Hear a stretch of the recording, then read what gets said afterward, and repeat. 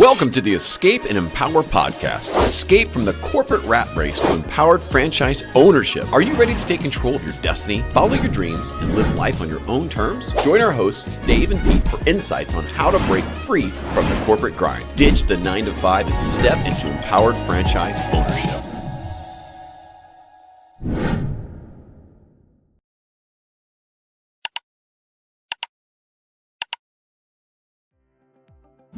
Welcome to the Escape and the Empower podcast. My name is Pete Gilfill, and I'm here with my co-host, David Greenberg.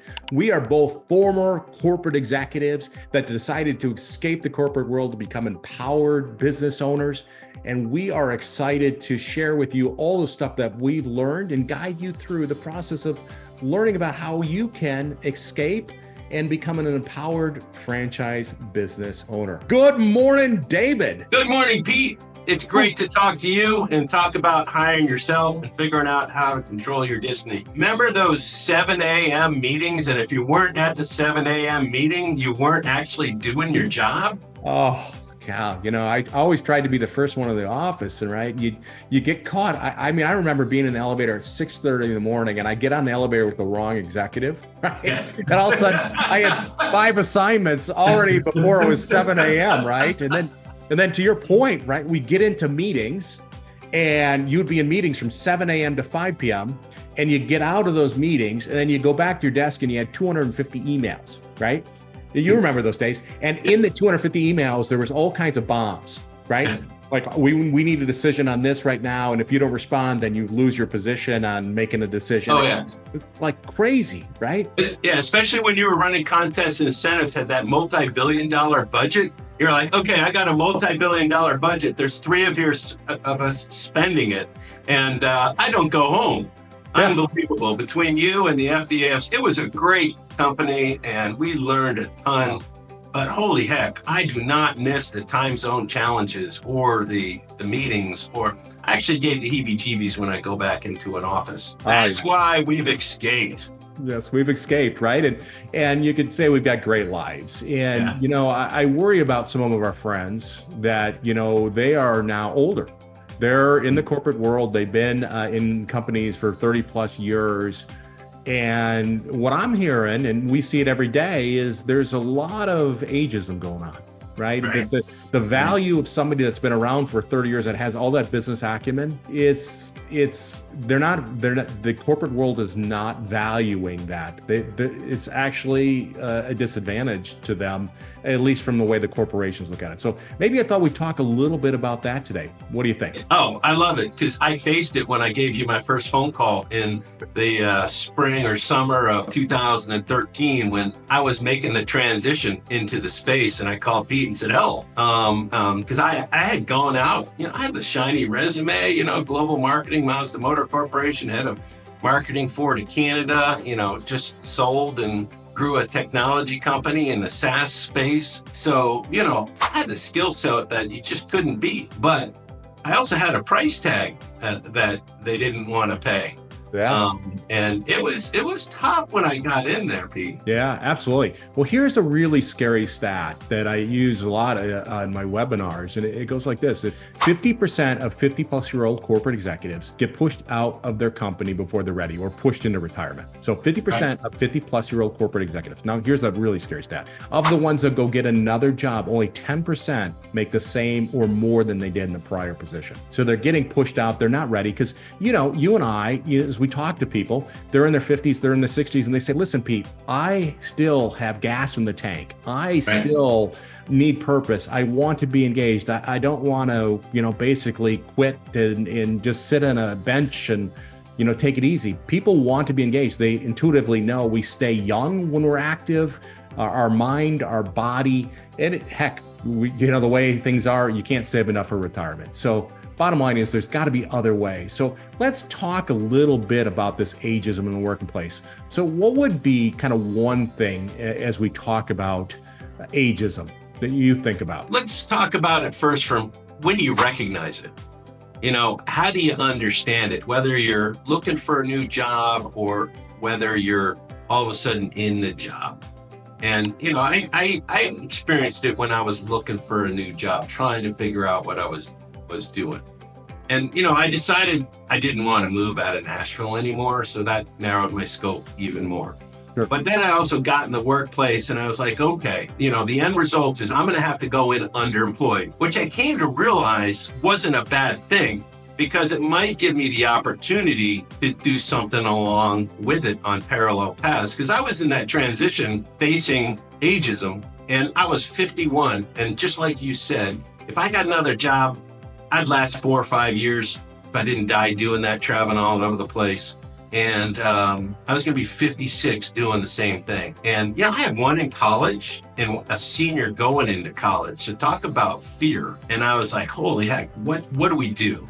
What do we do? Because, whether, I was starting to see a change in the workplace culture that I didn't necessarily fit. Did I see, limiting career advancement opportunities? Maybe I was tapped out.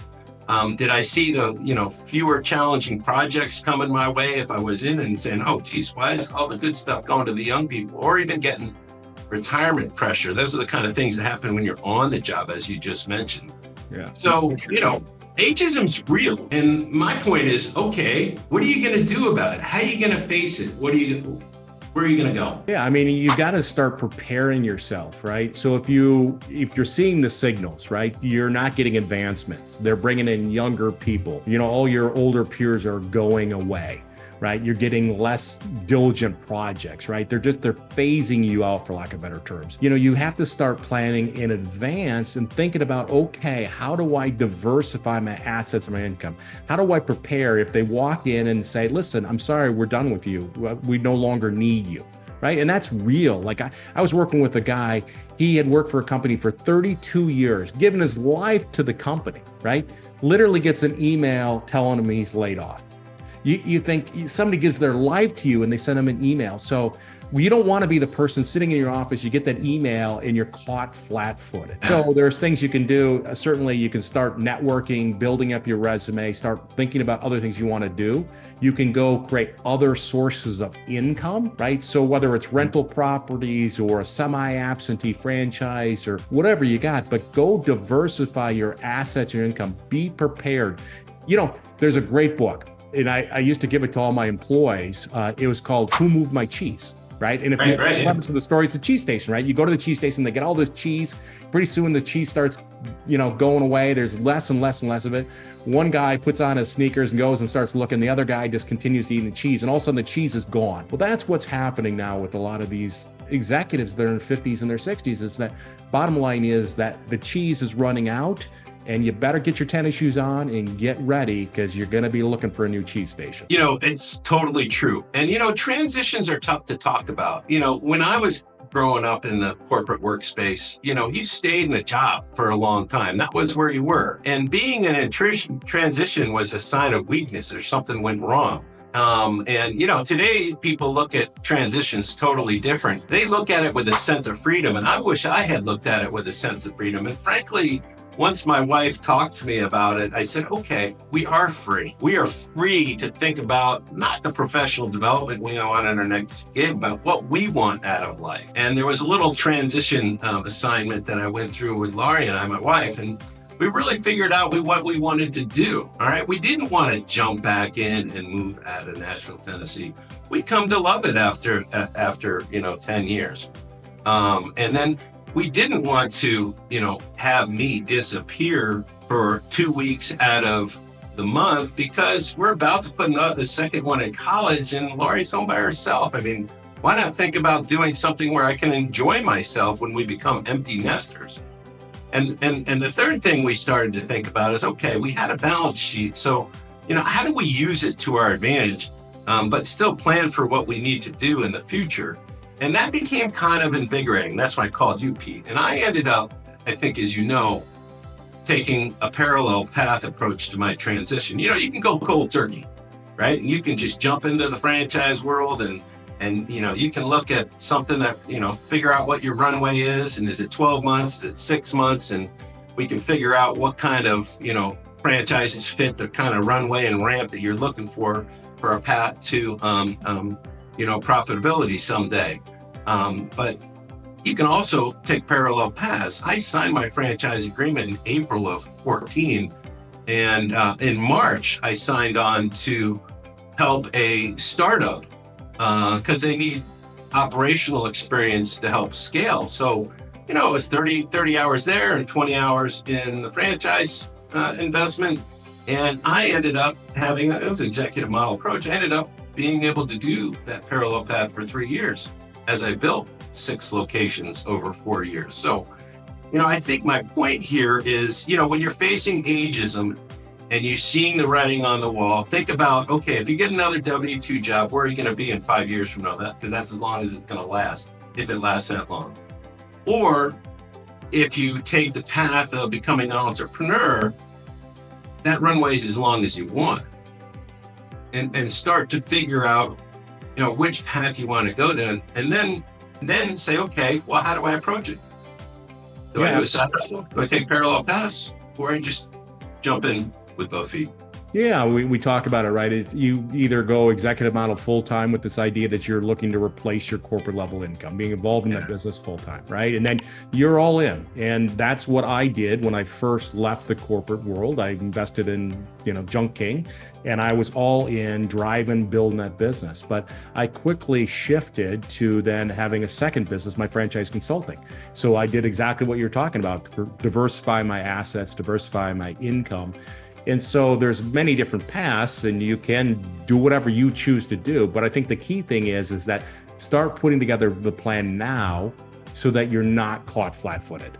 Right. So that, because ageism is going to catch up with you. It's just a matter of time when it's your number, and it's not your fault. They have a head count. You've got a big target on your back because of your age. I'm sorry, that's the reality of the world. We can't change that. We can only prepare and be ready. And so figure out what it is. And you and I do this all day long, helping executives figure out, hey, listen, am I just done with the corporate world? I want to take control of my life and just that kind of stuff. Or do I want to diversify, keep a corporate job, maybe a lesser position, and have a franchise on the side, own up multiple different businesses, but get your tennis shoes on, start figuring it out so you don't get caught flat-footed. I had this candidate earlier in the year, and he was CEO of a mortgage company. And he was just tired of the pressure and lack of applications. And you know where the mortgage business has been with the interest rates they are. And so we started down this path. We found him a great, essential B2B service-based business, which really didn't drain his retirement account. It was very moderate investment for him to jump into. And he was going through the process and also taking a W-2 interview, and they wanted to move to another city. And he came back and we had a lot of coaching sessions. And he says, okay, Dave, I think you're right. We're going to do this because I was just offered a underemployed position, but they don't need me till October, and they just need me to help them rebuild their lending team, and it's like a 12-month gig.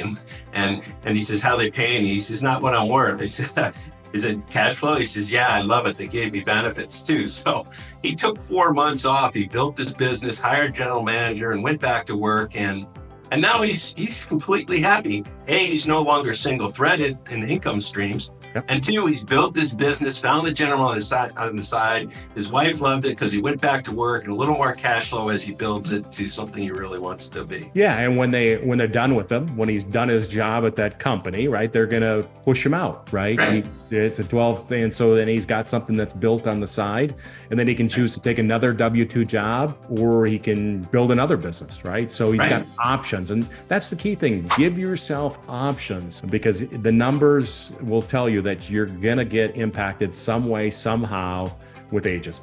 And, it's the other thing that I was going to share with this story, and it's my personal story and probably yours. Ageism doesn't apply when you're an entrepreneur, right? It just doesn't apply because it's your spirit inside you that drives you, and your skill set that doesn't have anything to do with age. Because if there's something you can't do, what do you do in the corporate world, or what do you do as an entrepreneur? Hire it. Yep. Right. If you don't have that skill set, you go buy it because it takes a long time to build it.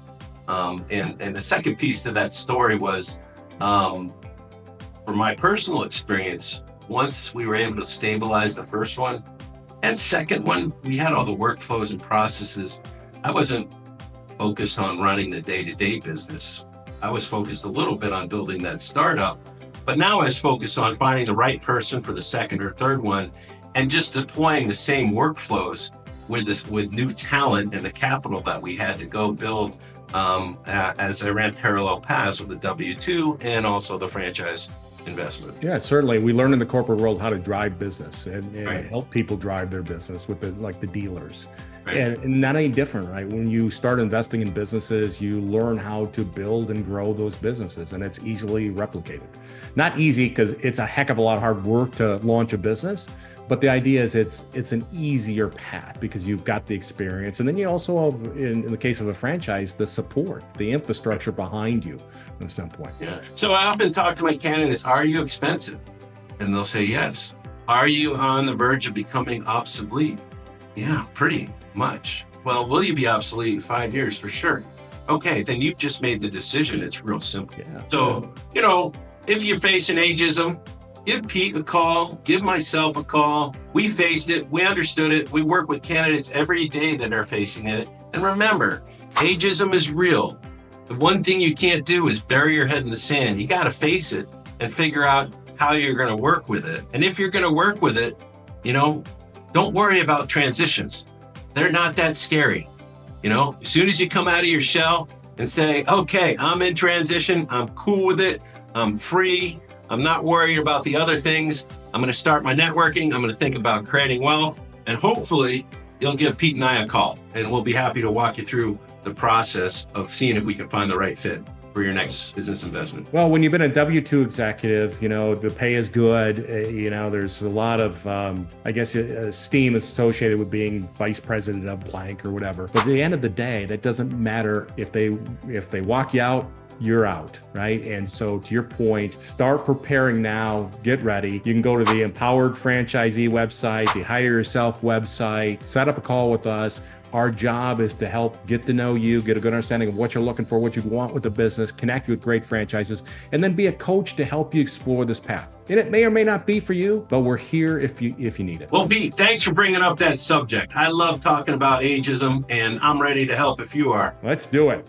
All right, thanks, Pete. Thanks for tuning in to the Escape and Empower podcast. We hope today's discussion has inspired you to consider franchise ownership as a path to leading life on your own terms. Start your journey towards financial freedom and flexibility. Connect with Dave at empoweredfranchisee.com or Pete at hireyourself.com. Until next time.